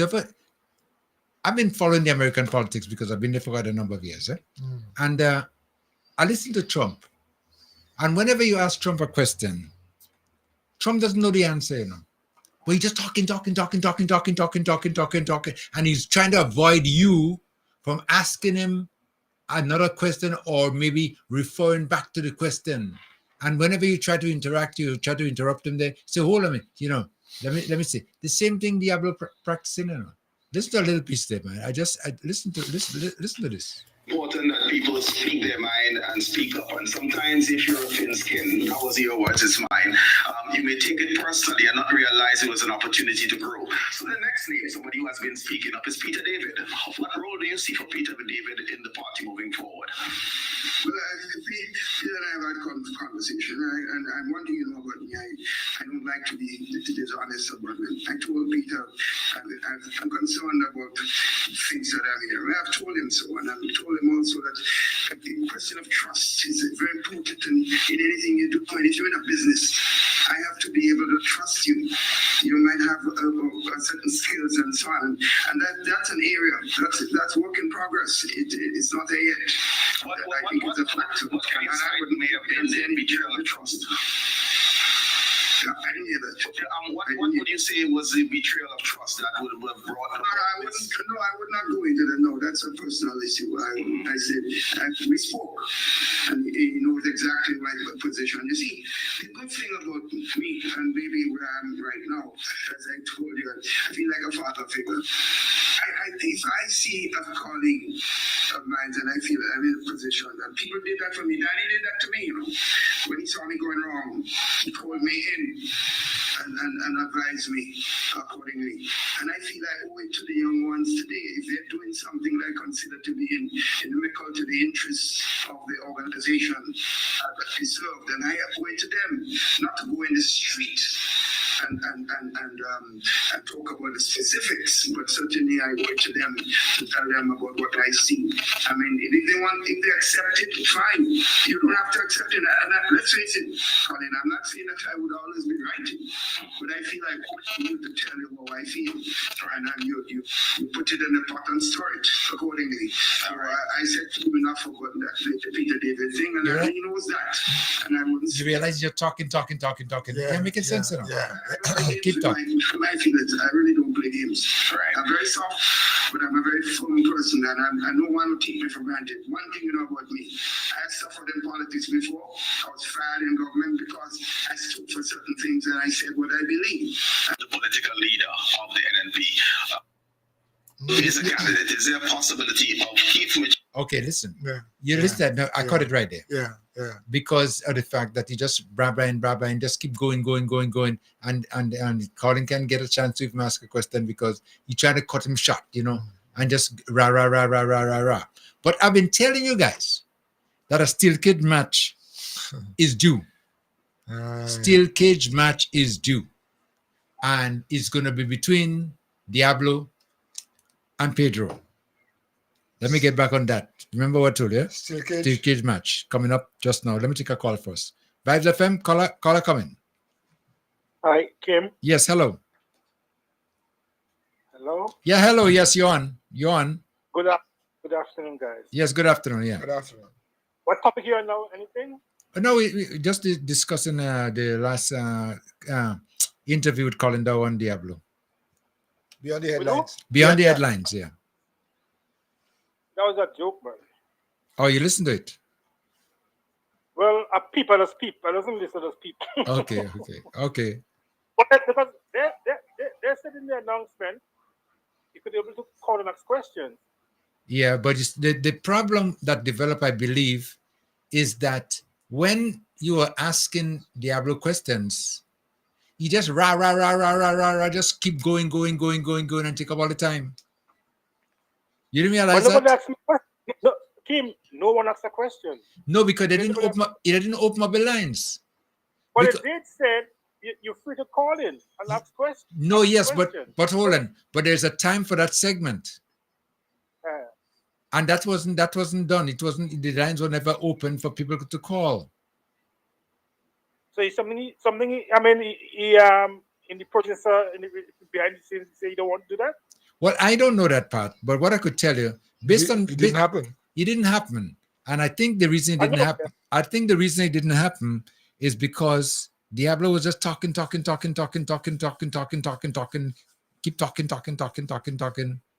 and take up all the time. And the reason why I said I was turning on and off, that was the most part I wanted to listen to. Right, yeah, because you want to ask a question, or you want to hear what people's questions going to be asked and who's going to answer it. Right. Well, you know what I love? You know what I love? They asked him about Kate Lewis and Evelyn Pear. He was vibrant. He was very vibrant. Yeah. Yeah. When they asked him about Pedro, he started stammering. Yeah. He started stammering. Yep. That was a big joke. We all know that already because he doesn't want to hear the name Pedro. And that's why we've been just talking about the Steel Cage match coming up. Well, when is it? Well, he's going to call the date for it, Yeah, at some point in time he has to. There's no if about it. I don't think it's going to be this year.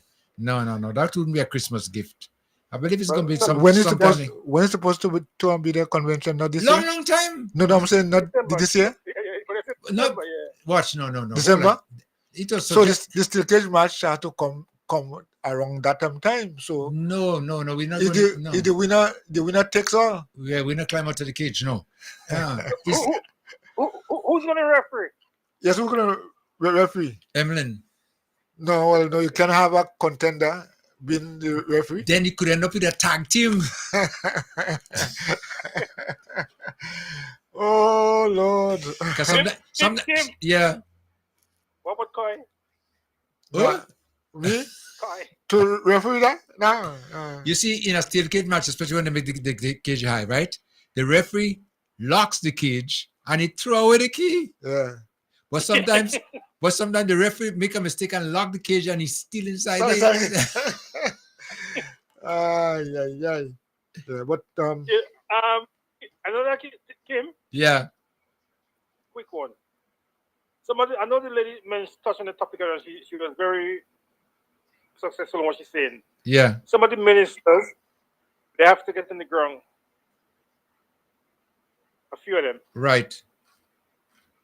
The Prime Minister, that man in all creek and corners, all tracks you pass and you could see him. Although he's the Prime Minister.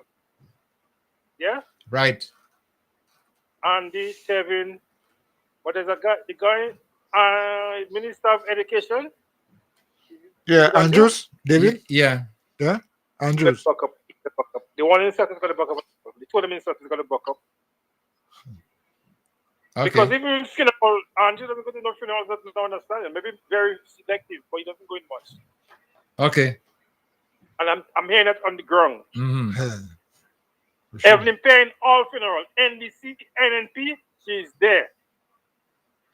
Yeah? Okay. She comes, she shows she 5 minutes, and she's gone. That's what I'm hearing. NDC, NNP, she's there in funeral. If David Andrew is not there. He's not there. They have to buck up. I mean, they've done things already. They make it harder for the campaign start. Okay. Real hard. Okay. And if that listen to one guy in Grenada, things would be so easy for the election, but they make it harder for themselves so far. But we have to turn it around. Okay. I get you. Because you remember when Diablo changed the GG, the Commissioner of Police, the Commissioner of Prison? Yeah. He changed all of them. Yes. And that's what keep him there. Mm-hmm. You have to put the people there that will keep you there. Put your people who look after your back. Right. And even the Ministry of Education now, that's going to be happening now. Okay. Because from day one, there's a certain guy, he said, move them. You have to move them around. You can't get rid of them. Move them. put them in Landigate State, put them in Petit Martinique. You understand me? Yeah. Because the same thing Diablo done, and that's what keep him in power. You know? Okay. Anyway, I'll call back. Okay. All right. Thank you. Thank you so much, Terry. Before I move forward and continue with Steel Cage, I've been noticing something about Diablo lately.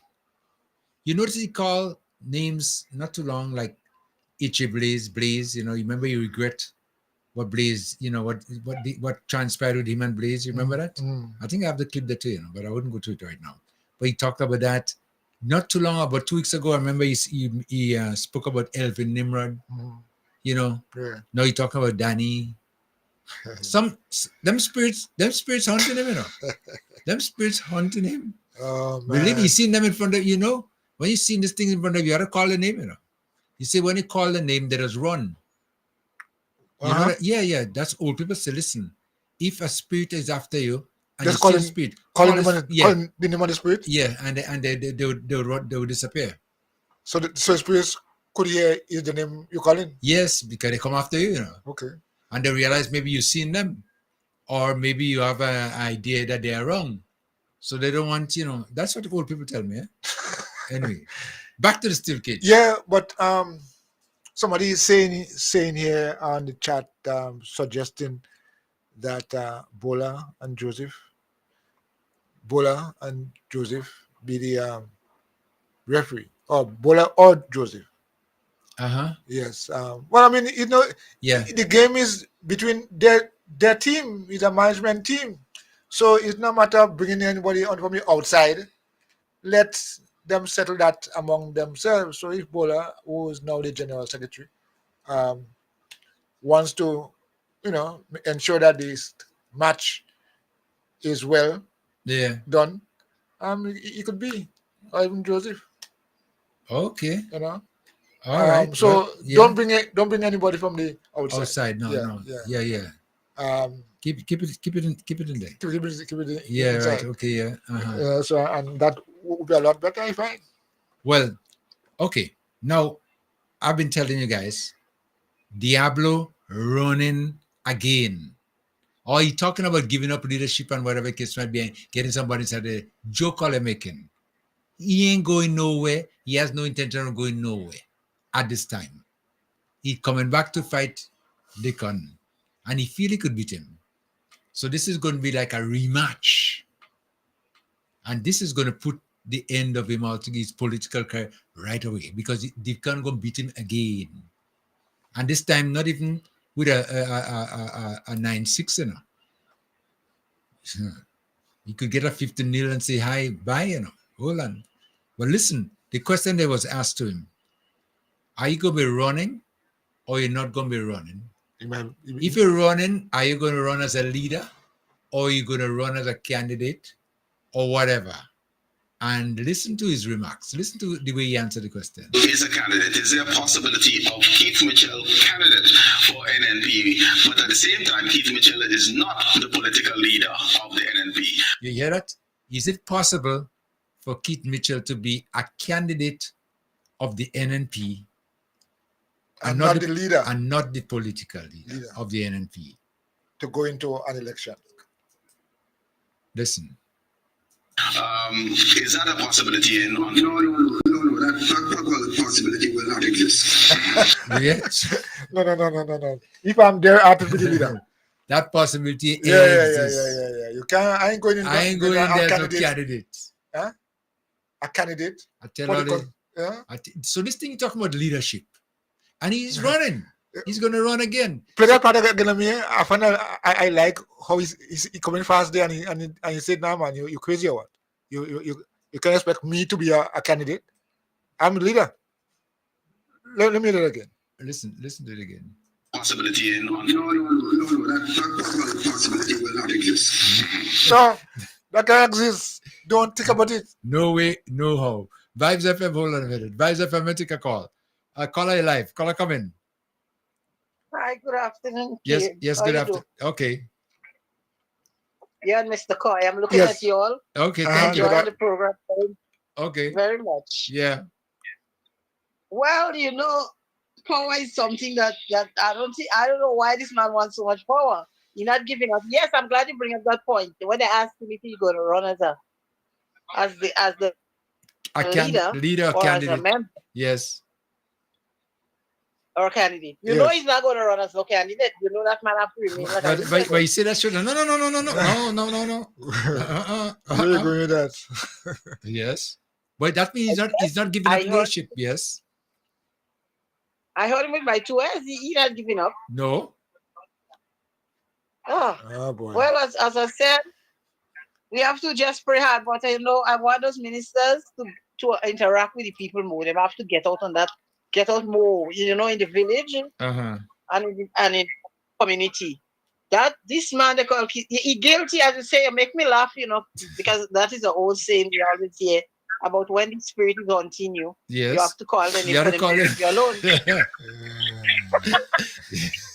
Well, that he do Mr. Bless some wrong things, and you have to come back and hunt him. That's why you call Carol jumping. They take it. Yes, definitely. Anyway, all you have a good afternoon. I'm looking at you all. Okay, thank you. All right, thank you so much. Okay, thank you. All right, let me take that down. Okay. No, honestly. No. I mean, as though you find that. Well, where you asking me that question for? You can't ask me that. You can't ask me that as a candidate and not as a leader. After all, man.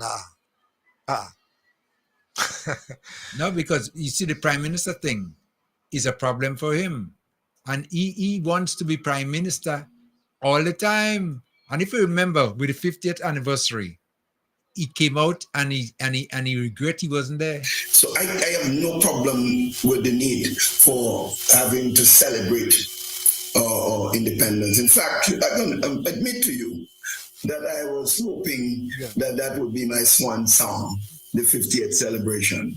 I would have been in government, so I will not be. I don't think I should hide the fact that I was looking forward to being the prime minister at that time. You see? Yeah. Yeah. Well, I mean, the prime minister thing. He has some. He has some regrets. A lot of regrets. Yeah, boss. I win that.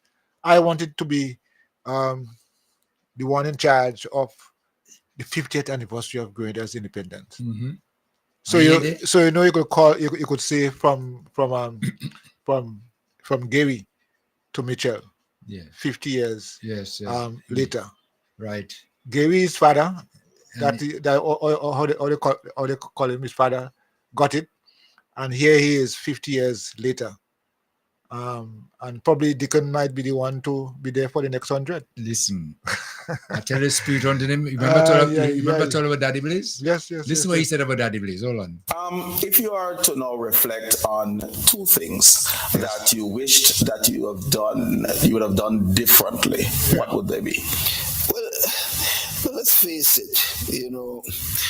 I recall my first entry into the politics, and the period when the transition for the NNP leadership and the whole disagreement with Mr. Blaze going forward, and I had to end up opposing him in a convention. That was not something that I enjoyed at all. It was just no choice. Mm-hmm. So it was not a good time for me. It was one of the most unhappy time as far as I'm concerned.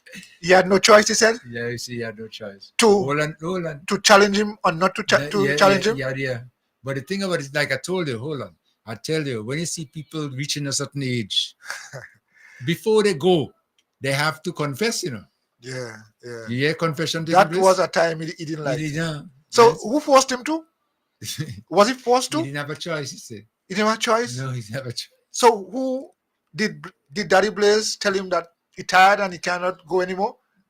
No. The fact that after that happened, Daddy Blaze went and do his own party, the National Party. TNP. Yes. Means then that he had, come on. You didn't see that. You see, Daddy Blaze bowl a googly.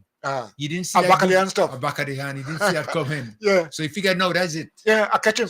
So I'm now going to be the prime minister. The prime minister because I'm the leader of the party. Right. And then Daddy Blaze come with the ball behind the back. Yeah. And he just threw it inside of there. Yeah. And when he said, wow, TNP. So I'm still prime minister. So you the leader of the NNP. Yeah. See what happened? That's the Bakare and the googly. He mixed it up. So how come? I mean, he didn't. Well, I mean, I just try to understand. I think when I see him, I must try and ask him that. Did anybody force you to challenge Blaze? You didn't have a choice. But what's your choice? You have to confess. When you see you get a certain age, let me tell you something. You have to confess. Sure. Hmm? You have it. Watch. So now you have to talk everything. I heard a story when I was growing up in Mount Pleasant. There was a man named Solomon, whatever, George Solomon, whatever this might be.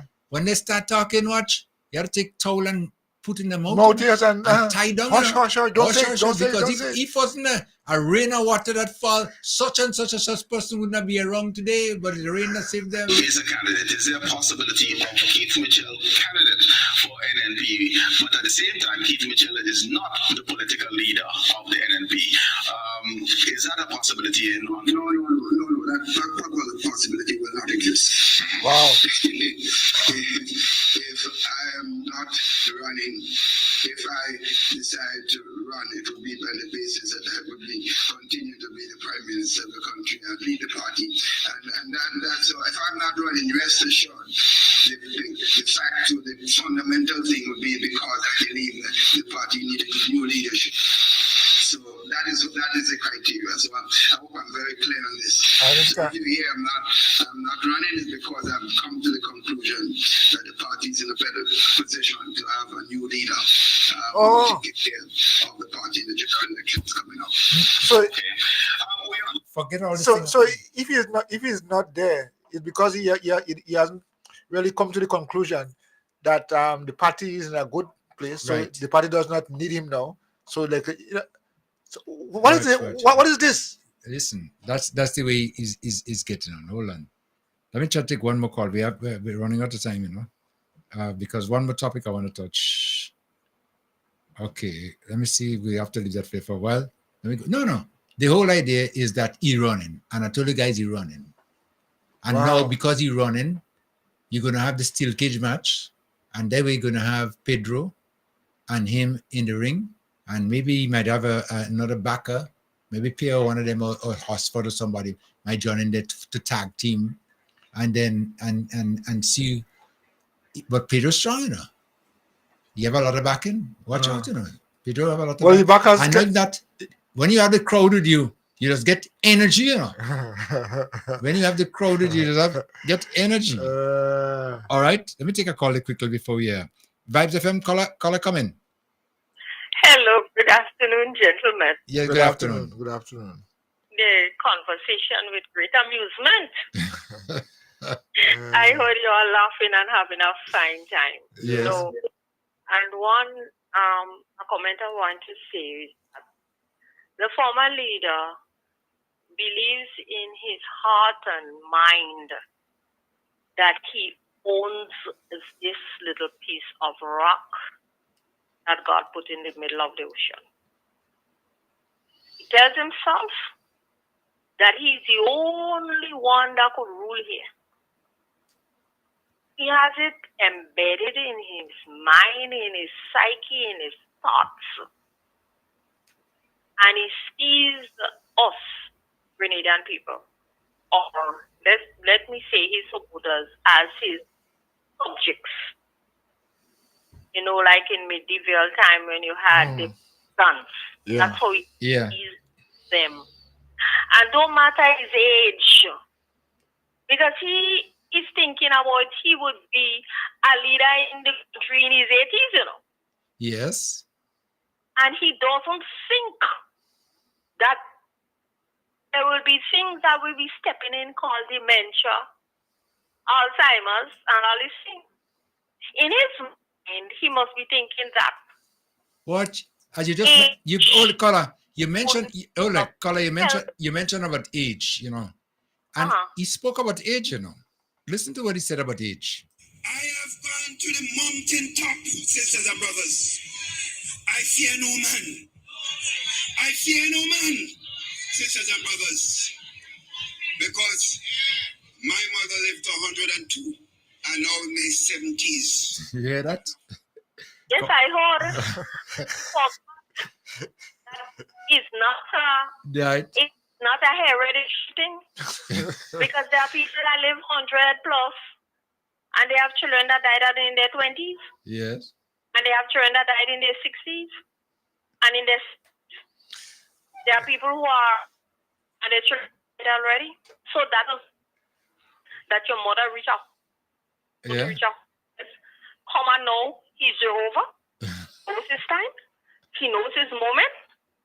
He doesn't have that. He's just using that to have his subjects believe this utter nonsense, because that is utter nonsense you do. It's not handed down. I know a lady who's 98 and she buried her children in their 30s and who in their 40s already. Yes. So that doesn't have anything to do with it. He doesn't recognize sometimes each age, and you suffer certain things as your body decline because you have dementia, and this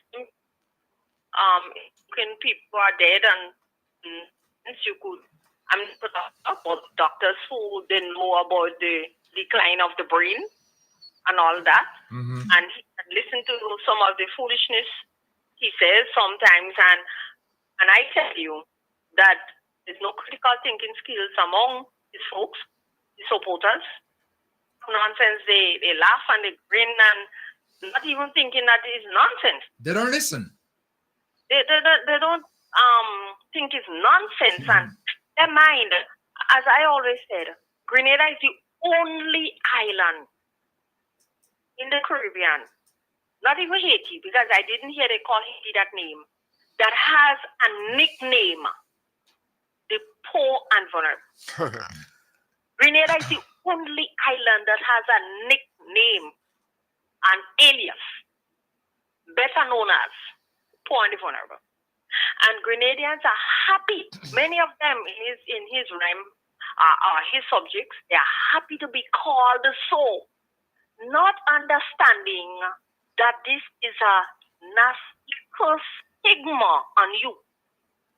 They don't even understand that it's a curse to be in that field. Yeah. No, they don't understand that. So they're happy, and they happy with, I'm in that situation and somebody give me $200 and I'm good. And it's good for me. They don't even have the critical thinking to know. And I always ask this question. When this individual goes his way, he will go. It doesn't matter what talking about mother lives and he will go, because mankind will pass through this veil. We will go. He will go. And he goes, what next? But I am not checking on the nonsense. What I'm saying again too is our Grenadian people, a lot of us been in this mode for 20 years, and a lot of us have been very discontented. We don't even know how to be contented. We don't even know how to wait. Everything is quick and easy. As if they think the world or the global village is quick and easy. And people make them believe that they have to get it now, and they have to get it now. And that's what politicians play on. Politicians play on, and now the opposition is using that. And that is what they did in the former NDC administration. They played on that, and they played on that, and they played on that, and they used that as a tool, and got even the very NDC supporters to be disenfranchised. And get upset and get angry, and they use that, knowing that they had nothing good in store. So the ego of the former leader is completely similar to the one in the US. It's about me, myself, and I just want to be on a pinnacle. I don't care. I just want to be on top there. I don't care. That is his idea. But finally, let me say this. I don't know what God has in store, but we're going to be like, some of us going to be like the nation of Israel. When we behave in that manner, God is going to also wipe out that generation. And Grenada, as long as the Lord will have to have a new generation of Grenadians take up that mantle to wipe this old malaise in our country, where we are so dependent and we are so we depend on everything from them, and without them we can't make it anyway. Let me say this. You might understand that. When we were growing up, our parents probably in the Gary era and these kind of people era, our parents were not dependent on the government to take care of us. They didn't care if they have to walk in the road, as they call it, travel. They didn't care if they have to walk on the estate, but they didn't do that. And then we make a nation of people, and we went to school, and we were able to make something of our lives. As they say, education is the way out of poverty. But we found ourselves because of and quest and greed for power, who have driven this country and our countrymen back into the malaise that I heard the people say long ago, the corn beef and biscuit politics. And this is what, and we are trying to get out of the transform. But this man is hell bent and driving because he have to sacrifice all for power. Yeah. But let's say this. We Grenada, as the woman saying, they say, we're not going back. We're not going back. We don't want 80-plus-year-old people stuttering and doting because don't mind you, they might be using the adults. You know what I'm going to say? We don't want kind of people, these kind of ideas. We're not going back. So he could understand that. Let's say give it to Peter and the others. We're not going back. Have a good afternoon. Okay, thank you so much, Decola. And as the caller is saying, we're not going back. And this has been catching on too as well, Kai, People saying, we ain't going back. We passed there before. Yeah, yes. And we know the experience. Yeah, that's it. We ain't trying to find out what it's going to be like. All right. And that going back there refers to us here as well as in the States now with Kamala. And she said, listen, we ain't going back there. We're moving forward. Yeah. And that's it. And if you want to go back there, well, you're going by yourself, but you don't have us with you. Well, I mean... That's it. So Grenada has been transformed. It's in the transformation stage right now, and it will continue going forward, not going back. But Diablo can't see that. Because why?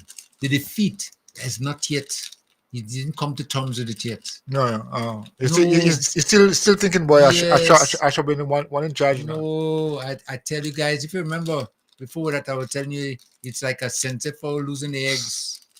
I used to have a lot of chickens when I was growing up. That's how we used to make our living, And you take out all the eggs because you want the eggs to eat some in the morning, whatever. And the fall after, well, there's no eggs, There's no eggs there. Yeah, but he lying down the whole day. Yeah. And he come out and eat and go back and lie down again. Yeah. And illusion. And illusion then that sometimes he come around, he just flying all over the place, flying on top of the plum tree, flying on top of the maple tree, just flying around like that and go back and lie down again. You can't believe. Then realize you have eggs. Diablo didn't realize he finished him. He didn't realize that he had to come back there. He's at the second beating, and sometimes the second beating was than the first one. Yeah. So, I mean, it is interesting. And I think, Kim, the fact that you played that there and it reminded me that really and truly that he still have some things inside of him that he regretting, For example, I mean, I think the one you played a while ago about the 50th anniversary. Yeah. No, I could really understand how he feels, and probably that time really hit him. No, it didn't hit him yet. He ain't sinking yet. So he's still thinking, boy, this little fella we come from. Even during the campaign, you talk about it drop from the sky where he come out. Not that I remember, we just run out of time now, but I have the clip. So you're saying, like you can buy a party. Yes, and to answer vote. But the same thing you're speaking about now, in his party, he starts saying now, buying votes in the convention. Yeah. And whatever, listen, the thing come back and haunt him, I didn't realize how good. Karma. I say Kamala, Oh, I hope Karma. So. I hope so. Anyway, Kai. It's just about time for us to wrap it up. Yes. And I think I mean despite the little break that we had, I think the discussions, I think the issues, more people are educated, more people understand, and that's what this program is intended to do, to help us to understand and to know most of. We always keep saying that knowledge is power, and the more we know, the stronger we're going to be. So, the issue that we talk about here, think about it, look at it again, and try to understand how we can together build our way forward. And I want to thank you, our listeners, again for staying with us at the problem we experienced this morning. but you stayed with us as usual inside the program. And hopefully, again, we're going to be joining again next week, same time, right here. But don't forget, we do have from time to time the rebroadcast of the programs in the evening. So you stay tuned to Vibes FM and you'll be getting it. The views I'm your humble servant, yours truly, Kim the King. So glad to be with you again. are not the views of this radio station.